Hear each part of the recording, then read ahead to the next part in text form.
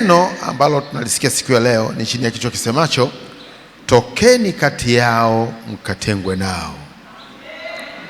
Tokeni kati yao mkatengwe nao. Wakorintho wa pili sura ile ya 6 na mstari wa 17. Wakorintho wa pili sura ile ya 6 na mstari ule wa 17. Tunapokubali wito wa wokovu, tunapokubali kuongozwa na Mungu, tunapolipokea neno la Mungu na kuliamini na kumwamini Kristo, tunakubali kutengwa kwa ajili yake Mungu na kwa kusudi lake. Yatupasa kujua kuwa tunakuwa watu wake yeye Mungu ambaye ametuita, hivyo tunatakiwa kutoka mahali tulikuwa na kujitenga kama neno linavyotufundisha. Katika mstari huo wa 17 sura ya 6 wa Korintho wa pili, maandiko hapa yanasomeka hivi: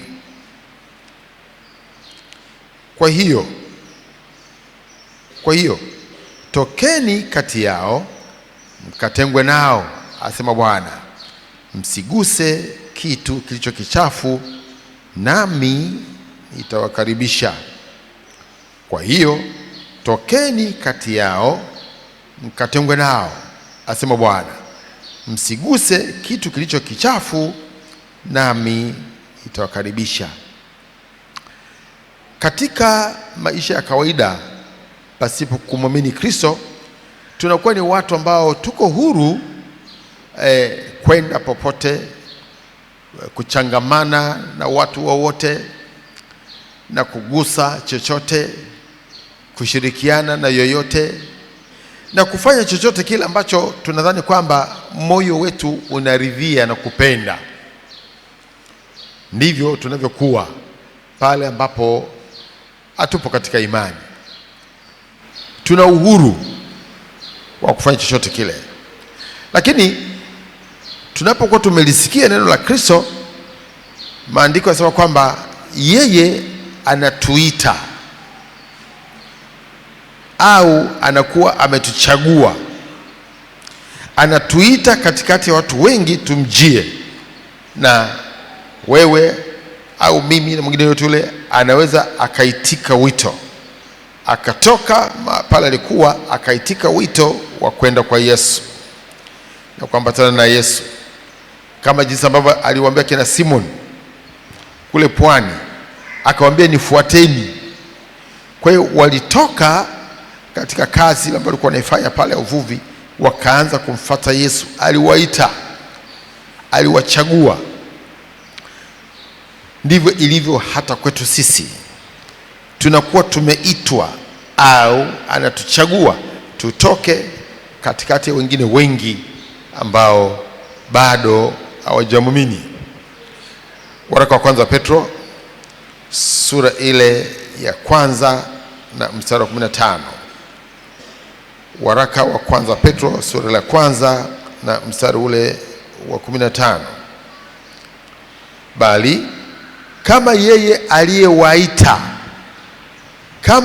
aliyewaita alivyo mtakatifu,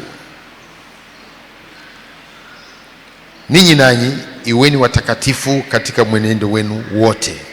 Ametuita Yesu, ametutoa mahali tulikuwa, ametutenga na wale ambao tulikuwa pamoja nao, ametuchagua. Hapo tuchagua, tumetoka katikati ya wengi, ametuchagua, ametutenga. Yohana sura ya 15 mstari wa 16. Yohana sura ile ya 15 na mstari ule wa 16. Si ninyi mlionichagua mimi, bali ni mimi niliochagua ninyi, nami nikawaweka mwende mkazae matunda. Kwa hiyo ametuchagua, akatutoa, akatuweka mahali, ametutenga. Bwana Yesu asifiwe. Tunaweza kuona hata Paulo mtume katika nyaraka zake mbalimbali akieleza jinsi ambavyo Mungu au Yesu amemwita afa akamtenga kwa ajili ya kazi ambayo alikuwa amekusudia ifanye. Warumi sura ya kwanza mstari wa kwanza. Warumi 1:1. Paulo, mtumwa wa Kristo Yesu, aliyeitwa kuwa mtume na kutengwa aihubiri injili ya Mungu. Kwa hiyo mtu yeyote yule aliyekuja kwa Yesu ajue kwamba ameitwa na tena ametengwa. Bwana Yesu asifiwe. Bwana Yesu asifiwe. Anatuita twende kwake, alafu anatutenga na mambo mengine ambayo yalikuwa yanaambatana na sisi. Wagalatia sura ya kwanza sura 14 mpaka 15.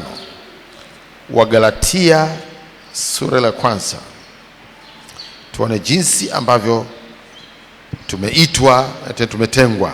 Wagalatia 1:14 mpaka 15. Mtume Paulo hapo: nami naliendelea katika dini ya Kiyahudi kuliko wengi waliohirimu zangu katika kabila yangu, nikajitahidi sana katika kuyashika mapokeo ya baba zangu. Lakini Mungu aliyenitenga tangu tumboni mwa mama yangu akaniita kwa neema yake. Bwana Yesu asifiwe. Sisi nasi vivyo hivyo tulikuwa ni watu ambao tumeendelea sana katika dini zetu, katika mapokeo ya baba zetu na babu zetu, lakini Yesu alipotuokoa, Yesu alipotuita, alitutenga kwa neema yake. Amen. Sasa tunatengwa na mambo mengi, kama jinsi ambavyo tutajifunza katika somo hili, jinsi ambavyo Mungu anapokuwa ametuita, ametuokoa, ametuchagua, huwa anatutenga kwa ajili yake, sio kwa ajili yangu au kwa ajili yako. Kwa ajili yake yeye aliyetuchagua, kwa ajili yake yeye aliyetuita, yeye aliyetuokoa, kwa ajili yake yeye aliyetununua kwa damu yake. Amen. Biblia inaeleza jinsi ambavyo Mungu anatutenga na uovu. Tulikuwa katikati ya watenda dhambi, katikati ya watu ambao ni watenda maovu. Anapotuita, anapotuchagua, anatutenga tusiendelee tena kukaa katika uovu, na hivyo inakuwa ni njia ya kuepukana na yale mabaya ambayo adui aliyakusudia katika maisha yetu. Waraka wa kwanza Yohana sura ya 5 na mstari ule wa 18. Waraka wa kwanza Yohana sura ya 5 mstari ule wa 18. Twajua ya kuwa kila mtu aliyezaliwa na Mungu hatendi dhambi, bali yeye aliyezaliwa na Mungu hujilinda, wala yule mwovu hamgusi. Sasa hilo neno kujilinda, lakini kwamba tunajitenga. Aliyezaliwa na Mungu atakiwa ajitenge na uovu, wala yule mwovu hamgusi. Shetani hawezi kukugusa, mawakala wake hawakuwezi, kwa sababu umejitenga na Mungu. Amekutenga, yule mwovu hawezi kukugusa. Amen. Bwana Yesu asifiwe. Kwa sababu hiyo, sisi maisha yetu ni ya kujitenga. Ukiwa umeokoka, umeitwa na Yesu, umeitwa, amekuchagua, unatakiwa kufahamu mapema kwamba Mungu amekuchagua, Yesu amekuchagua, anakutenga. Wewe sasa si mtu wa kawaida, wewe ni mtu wake Mungu, na mtu wa nyumbani mwake hasa. Maandiko sehemu nyingine inasema hivyo kwamba wewe ni mtu wa nyumbani mwake Mungu. Bwana Yesu asifiwe. Na hata uraia wako au uraia wetu katika ulimwengu wa roho si wa hapa duniani tena. Kwenye ulimwengu wa roho tunatengwa, na wewe mwenyewe unatakiwa ujue kwamba Mungu amekuchagua, Yesu amekuchagua. Kwa sababu hiyo maisha yetu ni maisha kujitenga katika mambo fulani. Amen, amen. Na tunatakiwa kujitenga, kuwa na muda wa maombi, kujitenga, kuwa na muda wa kusoma neno na kulitafakari, kujitenga hata kwa ajili ya utumishi, yani kumtumikia Mungu, kama jinsi ambavyo hata Kristo Yesu yeye mwenyewe alikuwa anajitenga na watu. Kuna wakati ambao alikuwa na waacha watu, anajitenga, kwa sababu maisha ya mtu wa Mungu ni maisha ya kujitenga. Luka sura la 22 mstari 41 tunaweza kuona jinsi ambavyo Yesu alikuwa anajitenga hata na wanafunzi wake ili aweze kupata nafasi na Mungu wake. Luka 22:41. Tuanze mstari wa 40 hapo tuelewe vizuri. Alipofika mahali pale aliwaambia, ombeni kwamba msiingie majaribuni. Mwenyewe akajitenga nao kama kiasi cha kutupa jiwe, akapiga magoti akaomba. Kwa hiyo tuweza kuona jinsi ambavyo yeye mwenyewe alikuwa anajitenga. Si wakati wote ambao alikuwa na watu, wakati mwingine alikuwa anajitenga ili apate muda mbele za Bwana, mbele za Bwana. Sasa kama nilivyoelezea mwanzo, Yesu anapotuita, anapotuchagua, au ukifika wakati ambao Mungu anatuhitaji, anataka kututumia, anapoona kwamba hatupo mahali sahihi au hatuko kwenye mahusiano sahihi na watu walio sahihi, Mungu kwa njia zake mwenyewe ana uwezo wa kututenga na mazingira hayo. Hatupo mahali sahihi, hatupo na watu walio sahihi pamoja nasi, na Mungu anataka kutimiza kusudi lake. Anaona mazingira yale si mazingira mazuri kwa ajili ya lile jambo ambalo ametukusudia. Yeye mwenyewe huwa anatutenga kwa njia zake. Huwa hasemi, lakini utaona tu kwamba kuna kutengwa, au wewe hutajua, lakini yeye atajua kwamba hapa amekutenga kwa sababu kuna jambo ambalo alikusudia. Kwa mfano, Musa alipotaka kumtumia Musa katika mpango wake na kusudi lake kwa ajili ya kuwakomboa wana wa Israeli, angalia jinsi ambavyo Mungu huyu ambaye alimchagua Musa, kama jinsi ambavyo sisi wote ndivyo inavyokuwa kwamba anatuchagua tangu tunapokuwa katika matumbo mama zetu, tangu tunapozaliwa hatumjui. Angalia kuzaliwa kwake Musa. Wakati ule kumetolewa tangazo kwamba kila aliye mtoto wa kiume atakayezaliwa Mwebrania aweze kuuawa. Lakini angalia kwake Musa ambaye Mungu alimchagua na alimtenga tangu tumboni mwa mamaye. Alipozaliwa wale wazalisha hawakuwa na nafasi ya kumfikia Musa, mtoto huyu mchanga, ili wamuue. Lakini mama yake, kama maandiko yanavyoelezea, kwamba alimtengenezea namna fulani ya kitenga ambacho alikwenda kukificha kule mtoni, akawa anamnyonyesha kwa siri yule mtoto. Haya, binti Farao anakuja kule mtoni, anakaa pale, anakiona kile kitenga na kishangaa kwamba kile kitenga ni nini. Anakwenda kuangalia, anakuta kuna mtoto mchanga mzuri, akamchukua. Wakati anawaza kwamba mtoto huyu sasa ataishije, bado ni mtoto mdogo ambaye anatakiwa kunyonyeshwa, kumbe mama yake Musa mwenyewe, huyo mzazi, hakuwa mbali na pale. Mtoto yule anarudishwa tena kwa mama yake mzazi na kupewa kazi ya kumnyonyesha bila kujua kwamba yule ndiye mama alimzaa yule mtoto. Bwana Yesu asifiwe. Haya, anachukuliwa anaenda kulelewa kwa Farao kwa desturi za Kimisri.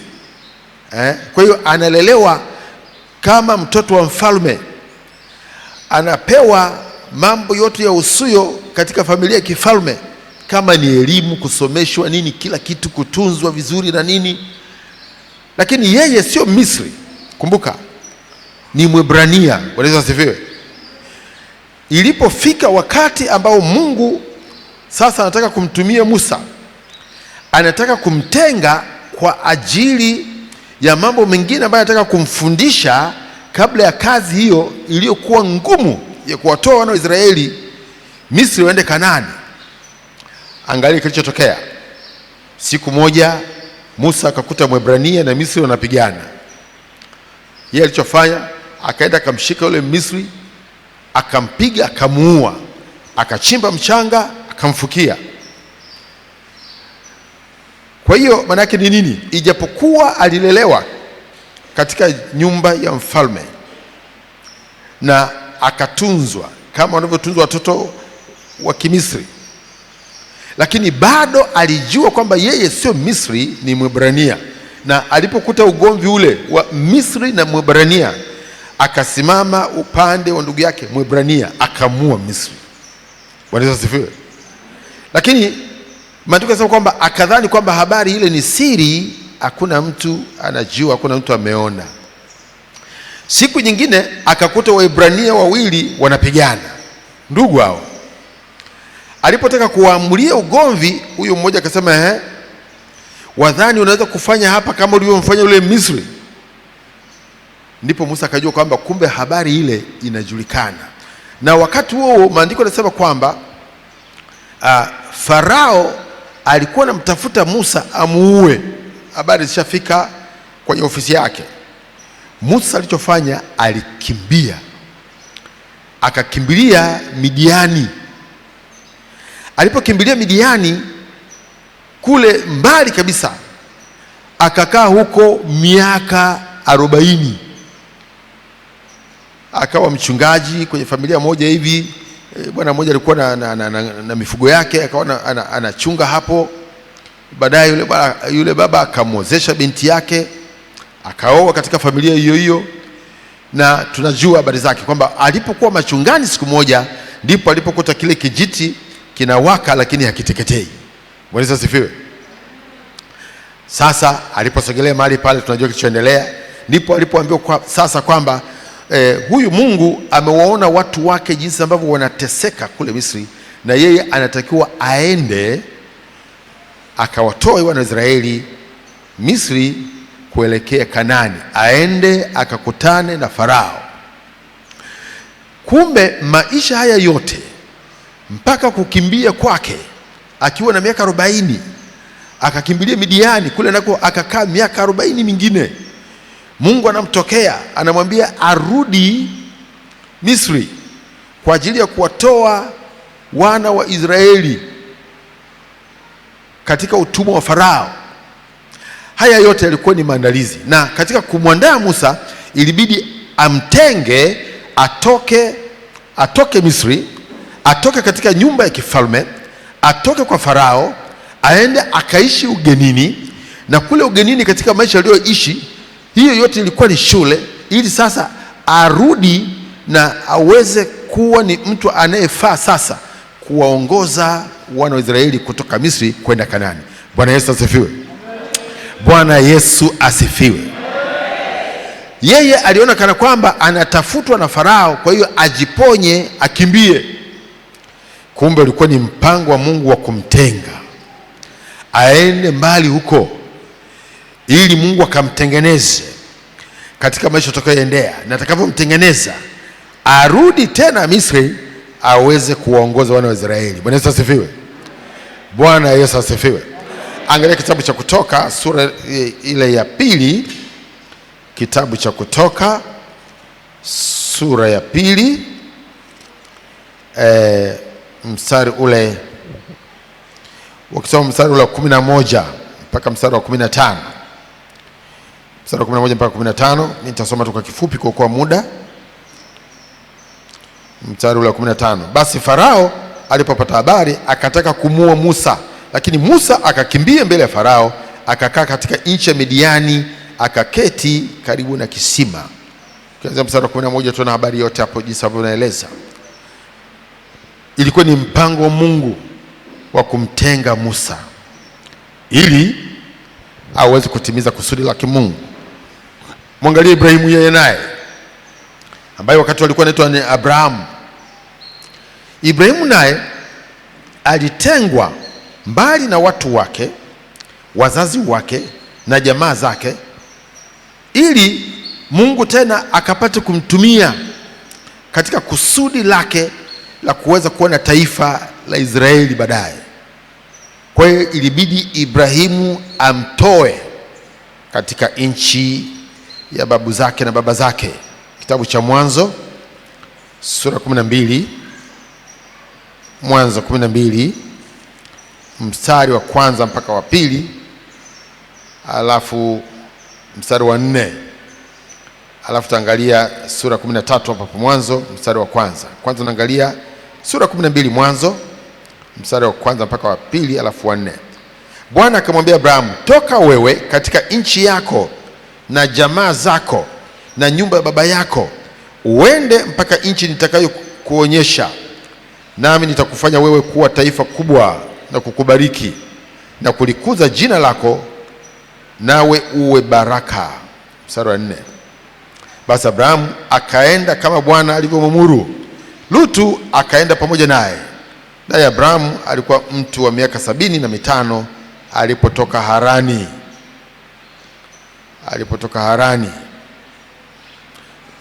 Sura 13 mstari wa 1. Abrahamu akapanda kutoka Misri, yeye na mkewe na kila alichokuwa nacho. Hapa ni mahali pengine tena ambapo Mungu alikuwa amempeleka huko. Kwa hiyo baadaye Abrahamu jina lake likabadilishwa likawa ni Ibrahimu. Kumbe wakati anamtoa kwa watu wake, Mungu alikuwa anamtenga ili awe katika nafasi nzuri ya kupokea maelekezo ambayo yanatofautiana na mila za kwao, desturi za kwao, utamaduni wa kwao.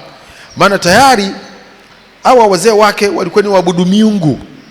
Kwa hiyo ingalikuwa ni vigumu kuweza kumtengeneza Abrahamu katikati ya ndugu zake. Wangekuwa namuuliza maswali mengi, ingekuwa ni shida, kungekuwa na upinzani na ushindani, au ingekuwa ni vita. Kwa hiyo Mungu akamtenga aende mbali ambako atapata nafasi ya kuweza kumwelekeza kila kitu bila ya upinzani. Bwana Yesu asifiwe. Bwana Yesu asifiwe. Wewe nikwambie, unaweza ukawa unaona mambo mengine ambayo yanakuja katika maisha yako na ukawa unashangaa kwamba hii ni nini, ni kwa sababu gani?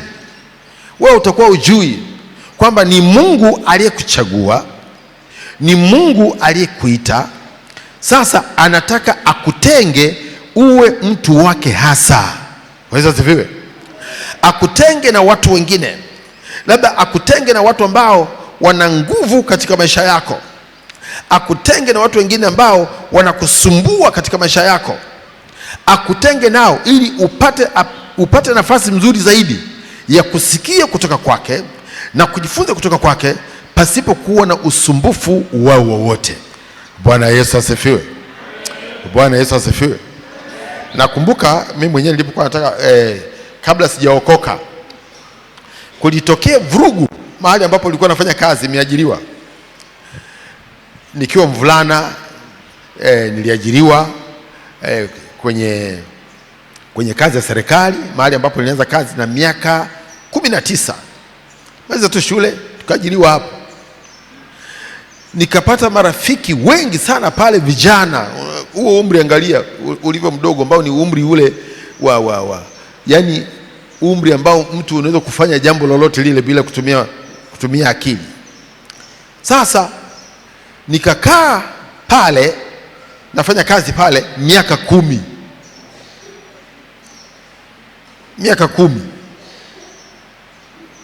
tayari tulikuwa na magenge pale ya marafiki, tumeshazoeana watu wengi pale, na tupo ni watu wa kawaida, tunafanya kila kitu, kama ni kunywa pombe, kufanya nini. Sasa baada ya miaka 10 ghafla nikaanza kupachukia pale mahali, nikaanza kuambia rafiki zangu, mimi naacha kazi. Unaacha kazi? Kwani unaacha kazi hapa, kuna shida gani? Nikamwambia yani sijisikii kuendelea kufanya kazi hapa, hii miaka nimekaa hapa inatosha, siwezi kuendelea kukaa hapa. Kwani lazima nifanye kazi hapa? Si ziko sehemu zingine? Sasa unatokaje bwana, tumeshazoeana hapa. Nikamwambia hamna, naacha kazi. Yani hivyo tu. Wakati ule kazi zilikuwa nyingi, unachagua. Nikaanza kuandika barua za kuomba kazi sehemu zingine, nikawa naitwa kwenye interview. Hatimaye nikapata kazi kwenye shirika lingine. Wala watu nikamwambia mimi naondoka, nishapata kazi sehemu nyingine. Mbona tukuelewi? Sema eleweni hivyo hivyo.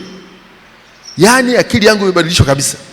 Nilipotoka pale nikaingia kwenye shirika jipya hilo ambalo lilikuwa nimeniajiri, haikupita miezi 6 nikaokoka. Kabla sijapata marafiki pale, kuna huyu mtu mmoja, kijana mmoja alimkuta pale. Yeye tulikuwa tumefahamiana hata kabla hatujakutana hapo kazini. Tulikuwa tumefahamiana tu huku nje huku. Tena tulikuwa tumefahamiana kwa sababu ya kucheza mpira. Nilikuwa nacheza mpira. Nilikutana naye Tabora. Nimeajiriwa nikamkuta pale. Tukaanza urafiki. Haijafika mbali, nikakutana na Yesu. Kabla jamaa hajanipeleka mbali. Sasa kukawa hakuna mtu anayenifahamu pale kwa ule muda mfupi. Wa kwanza kuniuliza wewe kwa nini umeokoka? Hakuwako mtu yoyote pale. Lakini wale rafiki zangu ambao nilikuwa ninafanya nao kazi zamani, waliposikia, huwezi kuamini, walinifuata.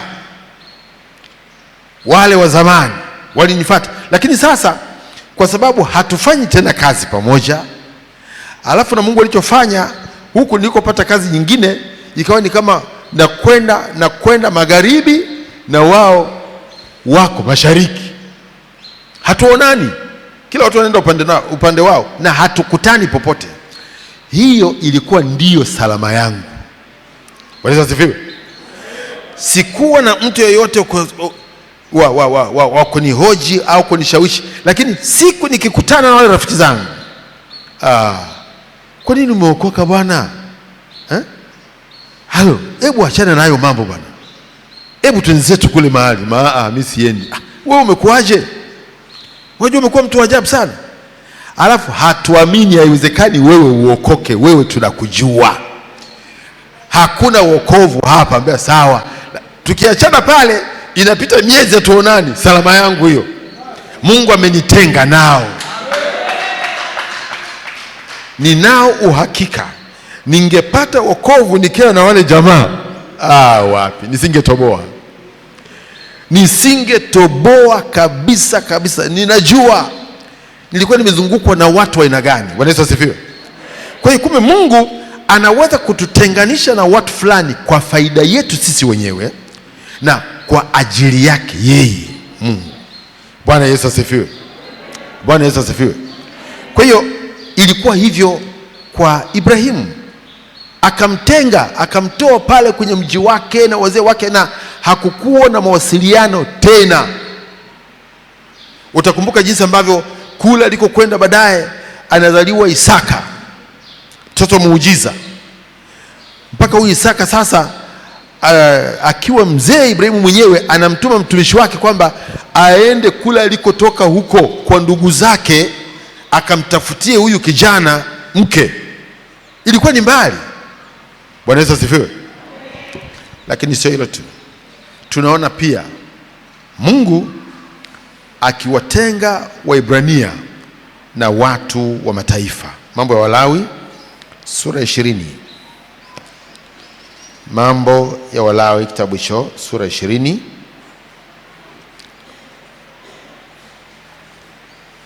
Mambo ya Walawi sura 20. mstari wa 22 mpaka 24, alafu mstari wa 26. Mambo ya Walawi sura 20 mstari wa 22 mpaka 24, alafu mstari wa 26. Basi zishikeni amri zangu zote na hukumu zangu zote na kuzifanya, ili kwamba hiyo nchi ambayo nawapeleka ninyi kukaa isiwatapike. Nanyi msiende kwa kuziandama desturi za taifa niitoayo mbele yenu, kwa kuwa wao walifanya mambo haya yote, na kwa ajili ya hayo niliwachukia. Lakini mimi nimewaambia ninyi, mtairithi nchi yao, nami nitawapa ninyi kuimiliki nchi iliyojaa maziwa na asali. Mimi ni Bwana Mungu wenu niliyewatenga ninyi na mataifa. Amewatenga wao na nani? Amewatenga wao na nani? Mstari wa 26. Nanyi mtakuwa watakatifu kwangu mimi, kwa kuwa mimi Bwana ni mtakatifu, nami nimewatenga ninyi na mataifa, ili kwamba muwe wangu. Bwana Yesu asifiwe. Mungu anatutenga tuwe wa nani? Anatutenga tuwe wa nani? Tuwe wa kwake. Lakini sasa utaweza kuona kanisa lililoko sasa, huwa hatutaki kutengwa tuwe wa Mungu. Hiyo ndio tatizo kubwa lililoko leo ndani ya kanisa la Mungu, kwa sababu hatupendi kutengwa. Mungu anataka atutenge tuwe wa kwake. Yale ambayo anasema kwamba msifanye hivi, msichangamane na mataifa, msiwe kama wao, nia ni kututenga tuwe wa kwake. Lakini kanisa, sijui kwa kutokujua au kwa kujua, sisi wenyewe tunajua au hatujui, hatutaki kutengwa na Mungu. Na kwa sababu hatutaki kutengwa na Mungu, ijapokuwa tuko ndani ya kanisa, hatuwezi kuwa watu wa Mungu. Hatutakuwa watu wake. Watu wake ni wale ambao wamekubali kutengwa na Mungu, wawe wa Mungu kwa kuzingatia mambo yale ambayo Mungu katika kututenga anataka tusifanane na wengine walio wa mataifa. Bwana Yesu asifiwe. Bwana Yesu asifiwe. Kwa hiyo wakati tulio nao, kanuni ya Mungu ni ile ile. Ikiwa umeokoka, umemwamini Kristo, lazima ujue ya kwamba wewe umetengwa kwa ajili ya Mungu. Umezaliwa mara ya pili, ujue kwa kumkubali Kristo tumejitenga kwa ajili ya Mungu. Vinginevyo hatima yetu ya kiroho, hatima yetu ya wokovu haitafikia mahali Mungu alikusudia. Wengi hatufiki katika hatima ya Mungu, hatima ya wokovu, sababu hatuko tayari katika mambo ambayo Mungu anatuamuru tujitenge nayo. Bwana Yesu asifiwe. Bwana Yesu asifiwe. Timotheo wa pili sura ya pili mstari wa 21. Timotheo wa pili sura ya pili mstari wa 21. Basi ikiwa mtu amejitakasa kwa kutengwa na hao, katika kujitakasa kuna watu wa kujitenga nao. Bwana Yesu asifiwe. Ikiwa wewe umejitakasa, kuna mambo ya kujitenga nayo, vinginevyo utajinajisi, unajichafua, unakuwa najisi. Basi ikiwa mtu amejitakasa na kutengwa na hao, atakuwa chombo cha kupata heshima, kilichosafishwa, kimfaacho Bwana, kimetengenezwa kwa kila kazi iliyo njema. Bwana Yesu asifiwe. Kumbe ili mtu awe amejitenga, kuna kujitakasa. Kujitakasa ni kusafishwa, au kwa kwamba tumepata msamaha wa maovu yetu na uhusiano wetu na Mungu uko vizuri. Bwana Yesu asifiwe. Tumejitakasa na kujitenga. Baada ya kuwa safi, unajitenga. Sasa unakuwa ni chombo chenye kupata heshima, kilichosafishwa, kimfaacho Bwana, kimetengenezwa kwa kila kazi iliyo njema. Sasa Mungu anakitengeneza chombo kilicho safi. Tunapokuwa wasafi, Mungu anapata muda wa kututengeneza. Tunakuwa tumetengwa, tumejitenga na uovu, tumejitenga na hao, tumejitenga na mambo yale ambayo Mungu hataki yaambatane na sisi. Mungu ndipo anapotutengeneza. Ndio huo muda ambao sasa aliupata Musa, muda wa miaka 40 alipokuwa Midiani. Bwana Yesu asifiwe. Ni muda wa kutengenezwa na Mungu. Tumetakaswa, tumekuwa chombo kimfacho Mungu anatutengeneza. Wengi hapa hatutengenezeki kama Mungu anavyotaka. Maana anayetengeneza ni Mungu, sio wewe, sio mimi. Yeye mwenyewe ndio anatutengeneza mwenyewe. Tuwe vyombo vinavyomfaa, tufikie hatima ile ambayo aliikusudia tangu mwanzo wa sisi kuwa watu wake hasa, watu ambao tutaurithi uzima milele, watu ambao tuwapo duniani tutakuwa ni mabalozi wake, watu ambao tuwapo duniani tutakuwa ni watumishi wake katika karama na vipawa mbalimbali. Inashindikana kufikia hapo, na mtu anakaa kwenye wokovu miaka mingi, hajui karama yake, hajui kipawa chake, wala hatumiki, yuko tu kanisani. Ni kwa sababu hujakubali kutengwa ili Mungu akutengeneze. Bwana Yesu asifiwe. Lazima ujue kwamba umechaguliwa, umetengwa, unatakiwa uwe tayari kujitenga, utengwe. Uwe unayapokea maneno ya Mungu, uwe unapokea maonyo, uwe tayari kurekebishika, uwe tayari kujifunza. Lipokee neno la Mungu kwa shukrani. Mungu akutengeneze, Mungu akutumie, uwe chombo kinachomfaa Bwana. Wokovu wako uwe ni faida. Bwana Yesu asifiwe. Bwana Yesu asifiwe. Sisi si watu wa kuingia tu na kutoka hapa.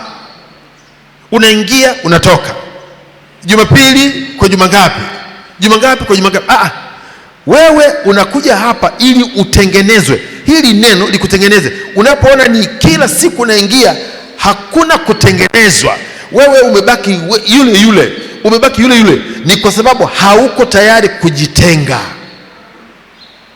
kama Mungu anavyotaka. Mtu ambaye anajitenga na amekubali kutengwa na Mungu, na kuambia lazima utatengenezwa, lazima utakuwa kiumbe kingine. Ikiwa yeye amesema kwamba mtu akiwa ndani ya Kristo amekuwa kiumbe kipya, utaona ule upya ambao Mungu anauzungumza, ule upya ambao Roho Mtakatifu anaufanya ndani ya maisha yako kupitia katika neno hili, ikiwa utakuwa tayari kutengwa. Sasa mtu aliye tayari kutengwa ni mtu ambaye yuko tayari kulifanyia kazi neno la Mungu. Lakini wengi tumebaki vile vile, hatuoni mabadiliko, hatuoni chochote kinachoendelea maishani mwetu. Hujakubali kutengwa.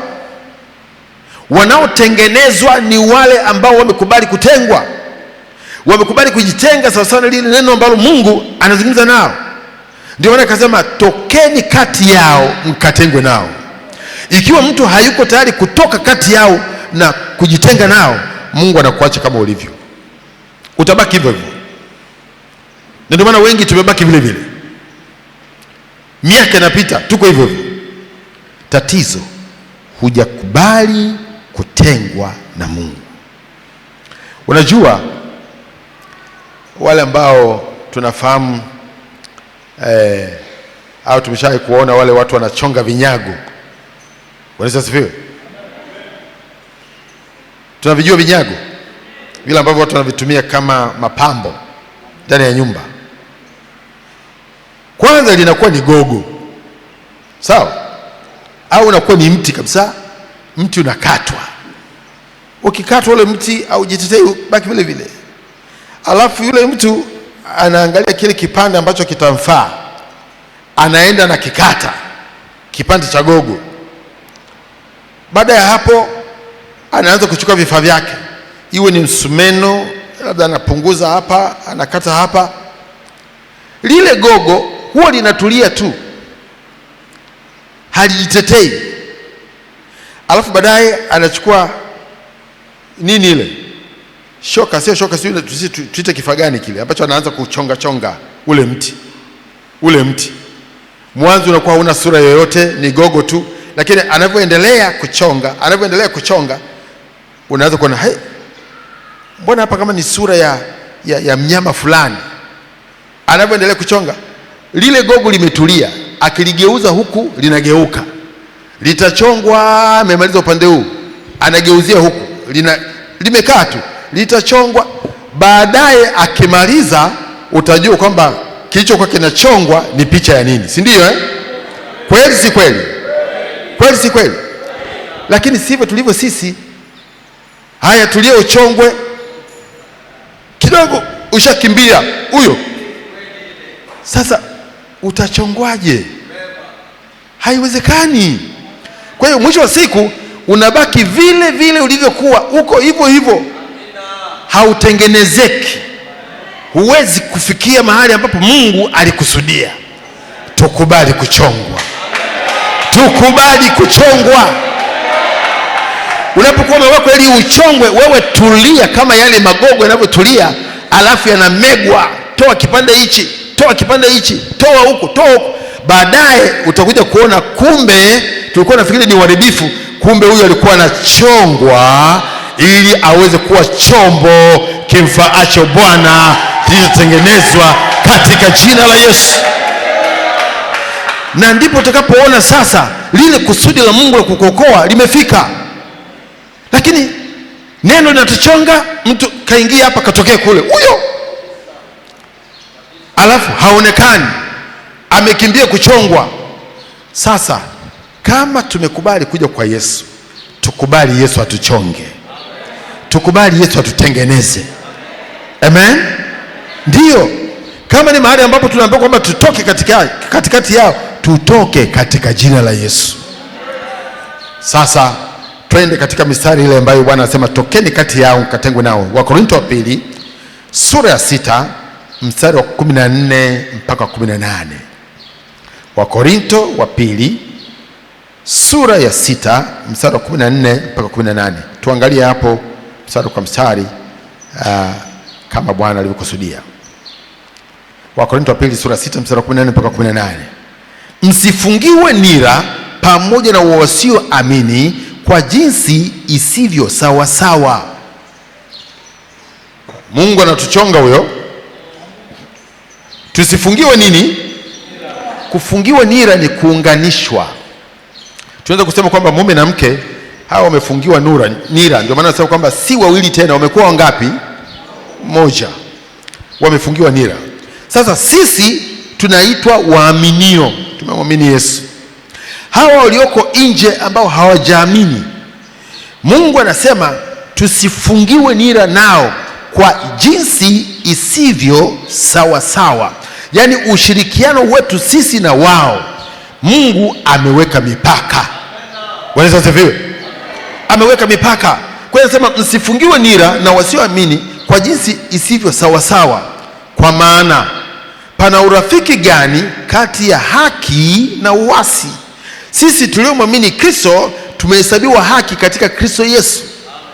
Wale ambao hawajamwamini Kristo wanahesabiwa kwamba wanaishi kwenye uasi. Bwana Yesu asifiwe. Kwa hiyo uhusiano wetu sisi ambao ni wenye haki na uhusiano wetu sisi wenye haki na hao ambao ni waasi, lazima tuangalie kwa makini ili wao wasije wakatuingiza kwenye uasi wao. Bwana Yesu asifiwe.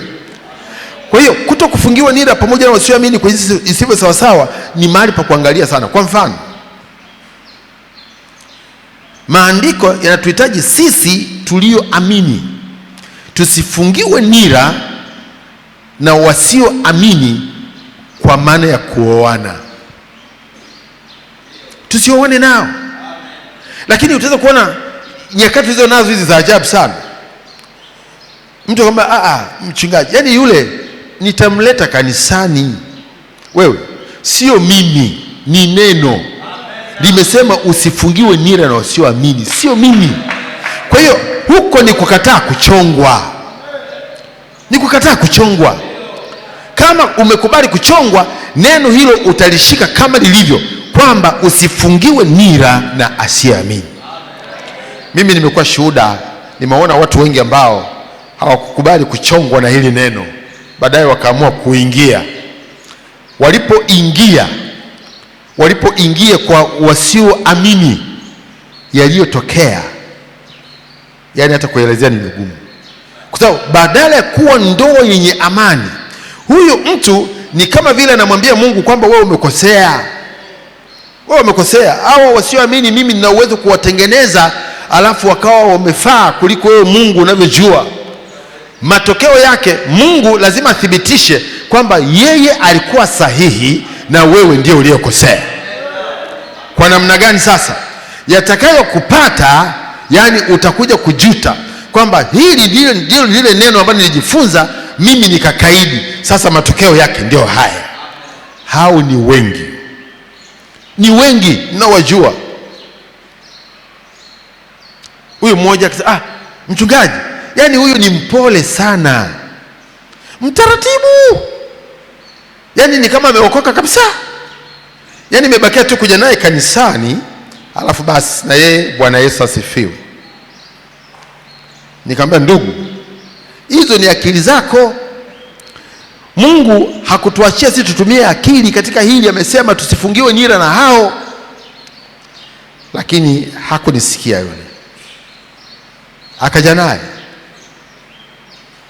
mtumishi yule nilikuwa nakwambia, si unamwona mpole, yani wala hana maneno mengi, wala hapendi kuongea, yani ni kama ameokoka. Kwani kuokoka ni kuto kuongea? Kwani kuokoka ni kuwa mpole? Ukiwa mpole ndio umezaliwa mara ya pili. Kama uongee ndio umezaliwa mara ya pili, ndio umekuwa kiumbe kipya.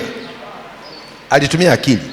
Matokeo yake ile ndoa ilikuja kuwa mwiba.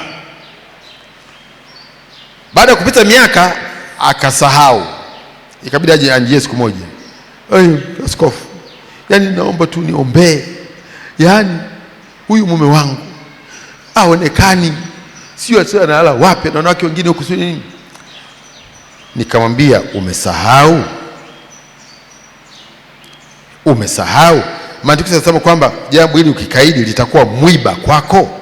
Huo ni mwiba. Kwa hiyo huo mwiba hata mimi kuutoa siwezi. Bwana Yesu asifiwe.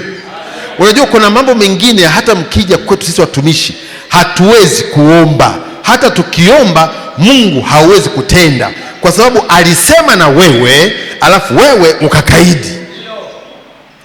Bwana Yesu asifiwe. Unaweza kuona ni jambo rahisi sana leo, kama unaangalia kwa macho, huyo ni mpole, huyu si nini. Mungu anajua kuliko sisi tunavyojua.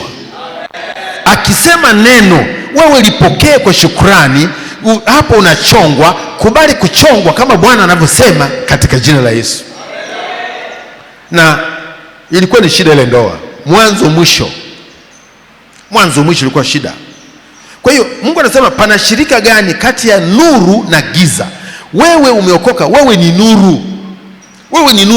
Kama ni nuru, unaendaje kuingia kwenye giza? Unaendaje kufanya hivyo?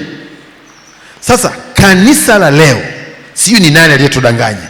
Mambo hayo sasa yamekuwa ni ya kawaida kabisa. Hakuna tena kukaa kwenye neno, mtu anafanyia vile apendavyo. Na hata mwingine juzi hapa aliniuliza.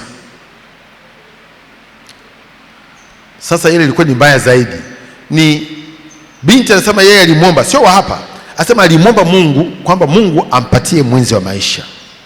Alafu baadaye akaja baba mmoja. Alipomjia yule baba, akaona si ndio huyu. Sijui ni kukosa maarifa, kukosa ufahamu. Akaanza kukaa naye. Wameishi hivyo, sasa kumetokea matatizo. Anakuja kuuliza kwamba huyu si nilimwomba kwa Bwana, sasa mbona kuna shida zimeanza tena humu ndani?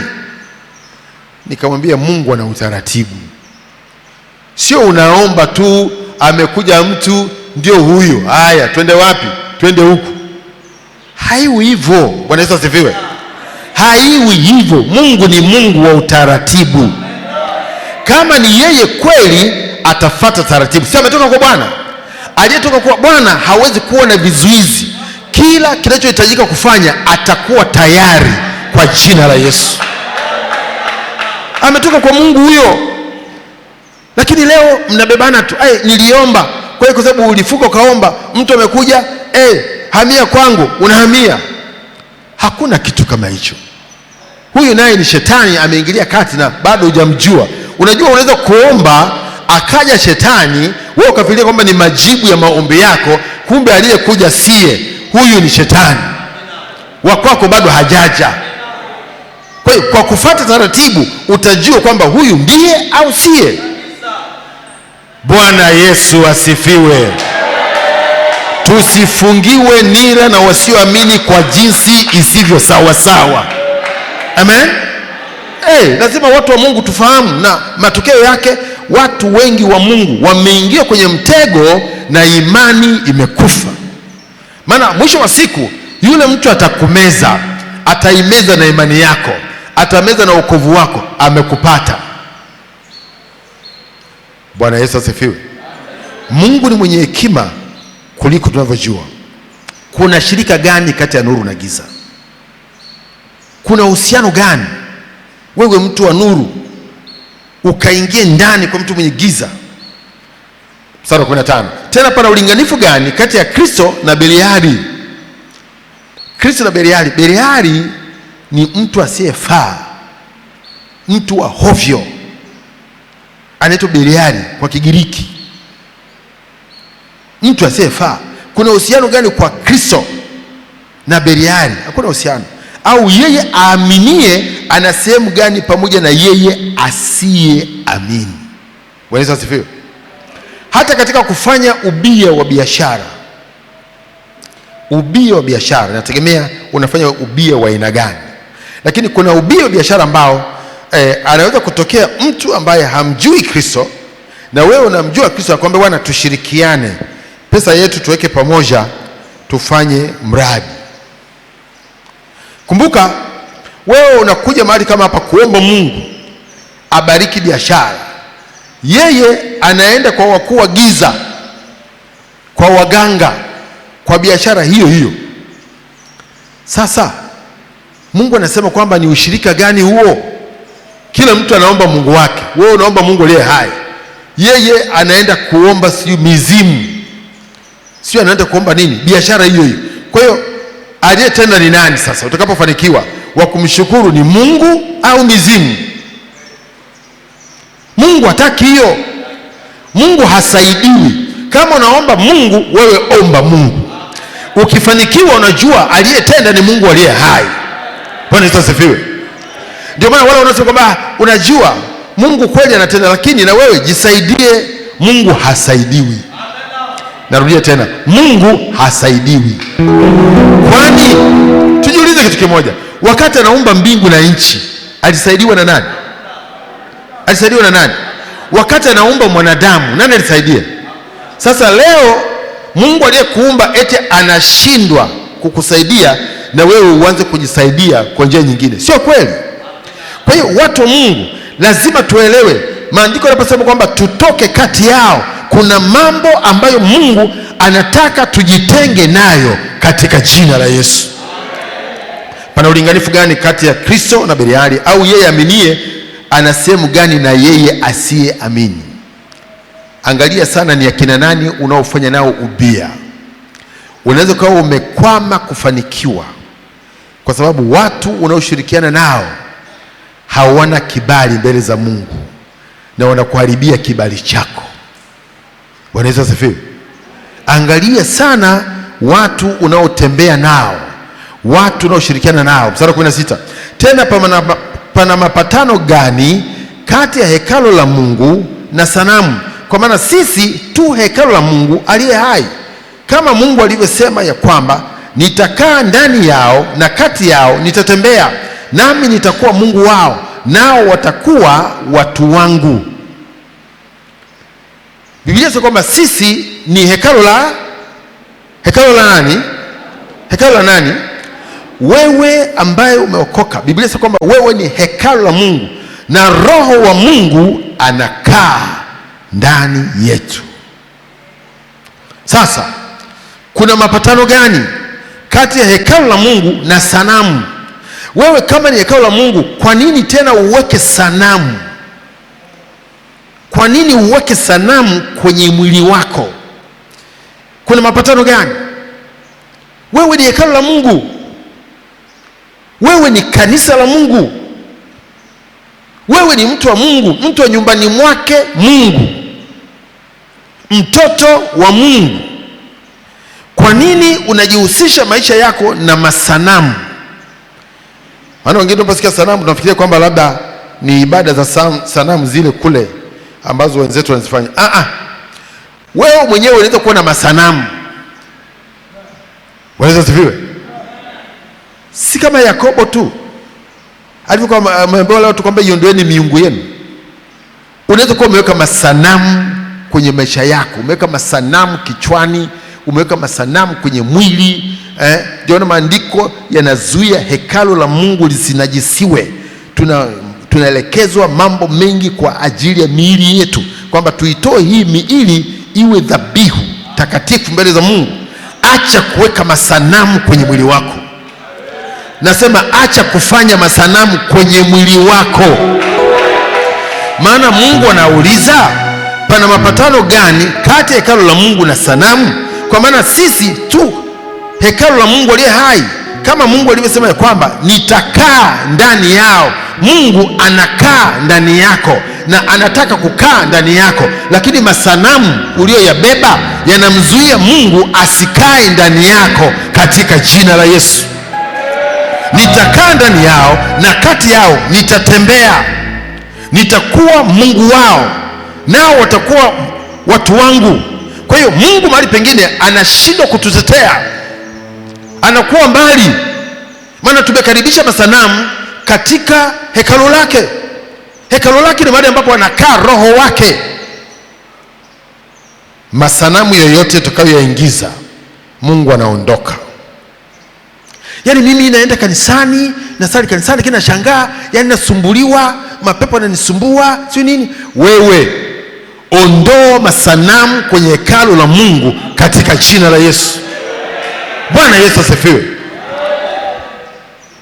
Masanamu yanamuondoa Mungu. Masanamu yanamfanya Mungu anaondoka. Nitakaa ndani yao na kati yao nitatembea, nami nitakuwa Mungu wao nao watakuwa watu wangu. Mstari 17.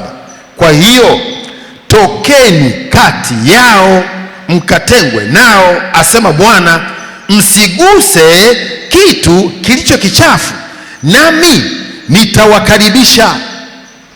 Kugusa, Mungu amezuia. Wanaweza sifiwe. Usiguse vitu vichafu ambavyo unajua kabisa kwamba hii ni najisi. Mungu amekataza. Haya ni masanamu. Bado wengine masanamu hayo wameyachukua, wameyaweka ndani. Kama unaweka ndani hizo sanamu, bado unaziabudu. Bado unaziabudu.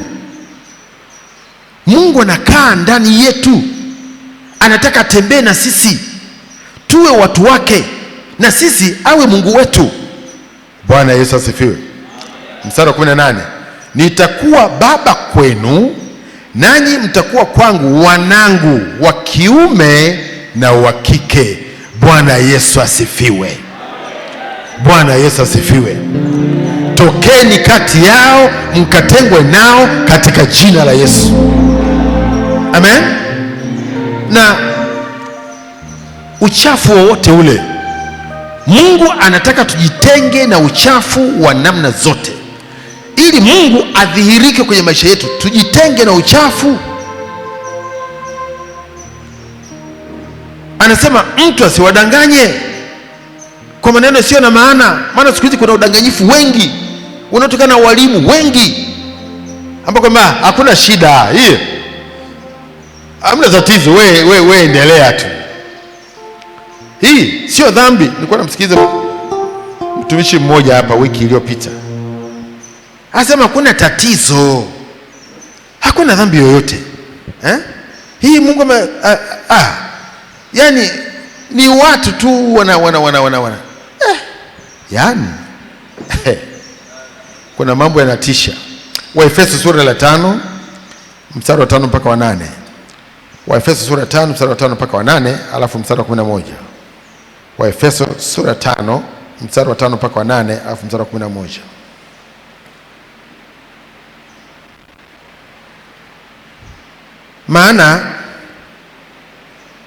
Maana neno hili mnalijua hakika.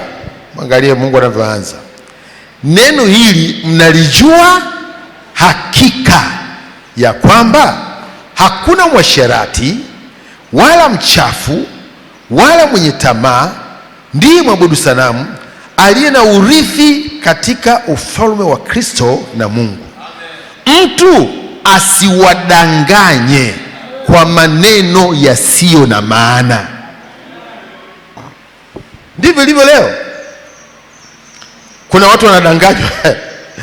Nilimwona mwingine kwenye mtandao asema, mtumishi wa Mungu akikutaka mwanamke ndani kazi, usimkatalie.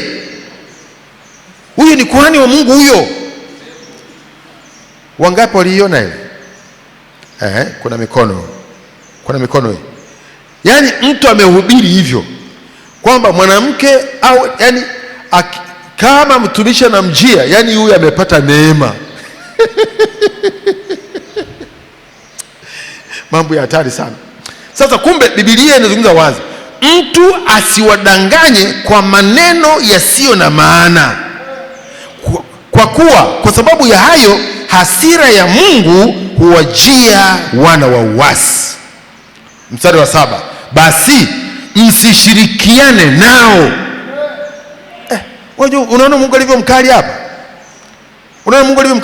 Anasemaje? Msishirikiane nao. Alafu bado kuna watu hapa tunashirikiana nao, tunaenda sehemu kama hizo, unasema eti unaenda kanisani, unaenda kuombewa mali.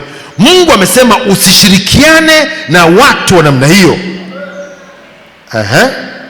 Mstari wa 8, kwa maana zamani ninyi mlikuwa giza, bali sasa mmekuwa nuru katika Bwana.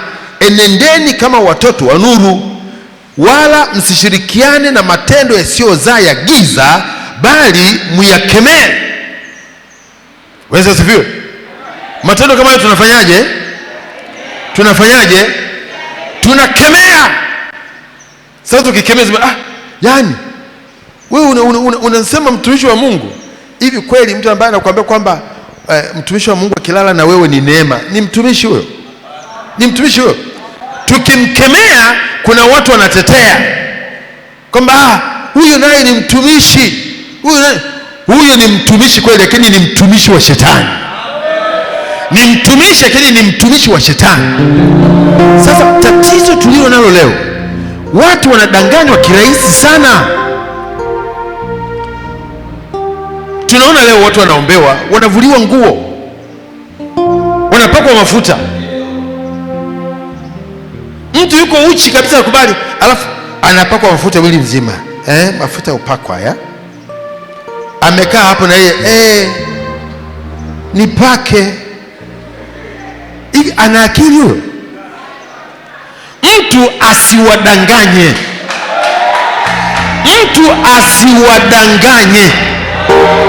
Na cha kushangaza sasa, huko watu wamejaa. Ukihubiri hivi ninavyohubiri mimi, watu hawaji, hawataki kusikiliza. Lakini huko anapakwa mafuta, anakimbilia huko. Na mimi nipake. Wewe,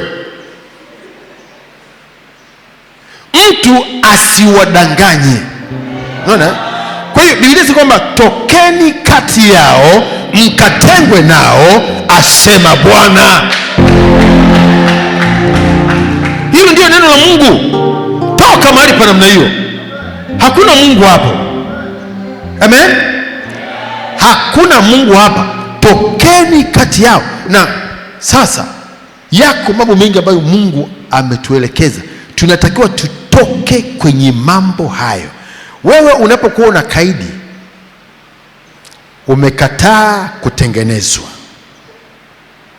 umekataa kutengwa, utabaki hali hiyo hiyo na Yesu atakapokuja, kwa sababu umekataa kutengwa, umekataa kutengenezwa.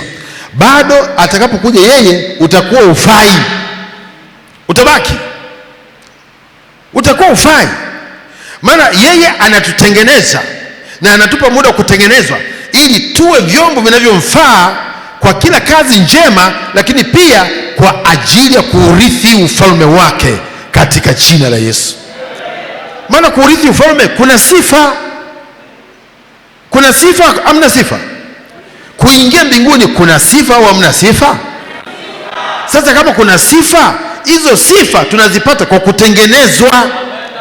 Hatuna sisi hizo sifa, wala tuwezi kuzipata.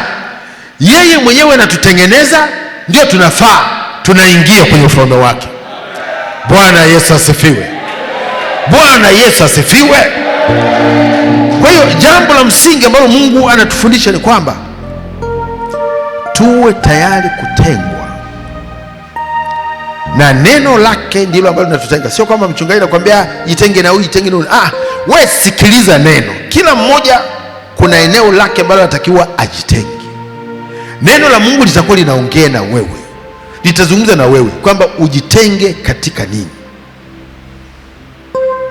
Ukikubali, Mungu atakutengeneza. Mungu akikutengeneza, tunaweza kuona hatua kwa hatua hatima yako inabadilika, maisha yako yanabadilika, wema wa Mungu utakuwa juu yako, ndipo na baraka zitakufuata, ndipo utakapoona mafanikio, ndipo utakapoona ustawi, ndipo utakaposhangaa na watu wengine watakushangaa kwamba ni nini kinaendelea hapa. Kumbe vile Mungu anavyokutengeneza ndivyo unavyozidi kuwa mzuri, na unavyokuwa mzuri katika ulimwengu wa roho ndivyo na baraka za Bwana zinavyokufuata katika jina la Yesu. Bwana Yesu asifiwe. Tunakuwa tunadai baraka mbele za Mungu wakati hatuko tayari kutengwa, hatuko tayari kutengenezwa. Baraka za Bwana zinaingia kwenye chombo kilichotengenezwa. Bwana Yesu asifiwe.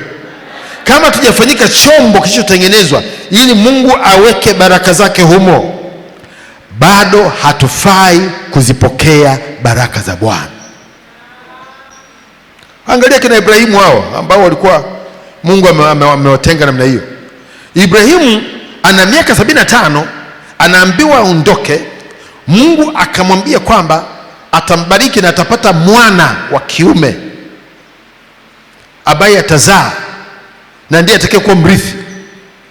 Haikuwa siku ya pili wala ya tatu, alitengenezwa kwanza. Ikapita miaka 25. Akiwa na miaka 100 ndipo Mungu alipoona sasa huyu amekwisha kuwa chombo kizuri sasa na mke wake, sasa wapate mtoto ambaye anaitwa Isaka. Bwana Yesu asifiwe. Bwana Yesu asifiwe.